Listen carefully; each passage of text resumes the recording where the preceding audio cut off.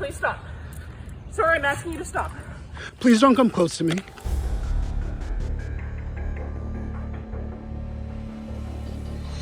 I'm sorry, I'm in the Ramble, and there is a man, African American, he has a bicycle helmet.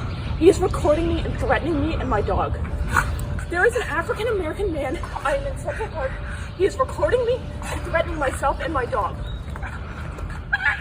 And I'm sorry, I can't hear you either. I'm being threatened by a man in the Ramble. Please send the cops immediately.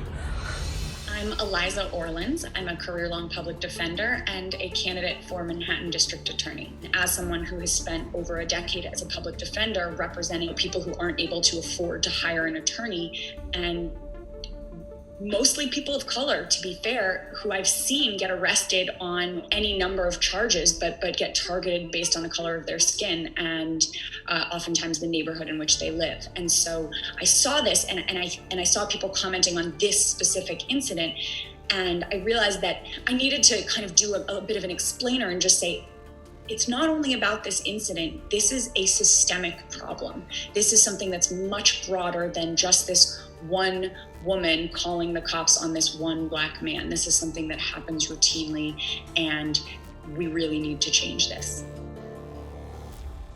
In my experience as a public defender for over 10 years, I have seen countless situations where the police get called and there is a white person making an accusation against a person of color. That person gets arrested. Even if they had a side of the story to tell, the cops are inclined to believe a white accuser, and that person gets arrested. They get brought to court. They get charged by the Manhattan District Attorney's Office based on these allegations. They get arraigned.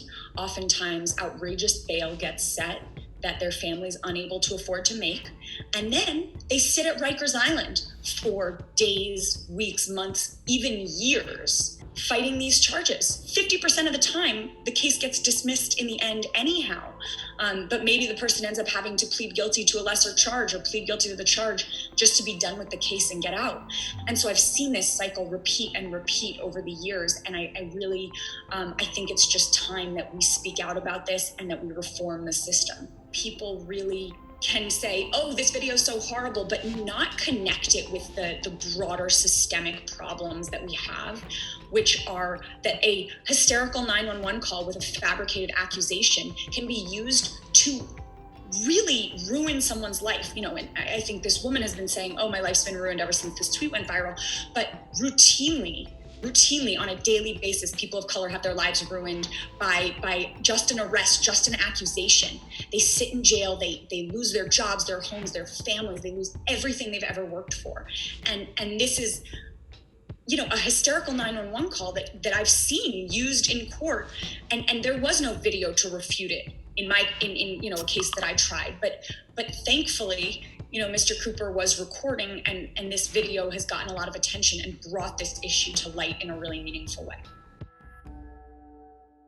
I do think that a lot of these videos that are now coming out into the light, because people are walking around with cell phones all the time now that have video recording capabilities, that we are seeing more and more of this behavior. But I think it's important to call this out, but calling it out is not enough. Being a keyboard warrior is not sufficient. We need to weaponize this, and as a white woman, as someone who I think has a massive amount of privilege, I feel obligated to speak out about these things and make sure that people understand what is actually happening, what is happening in their names.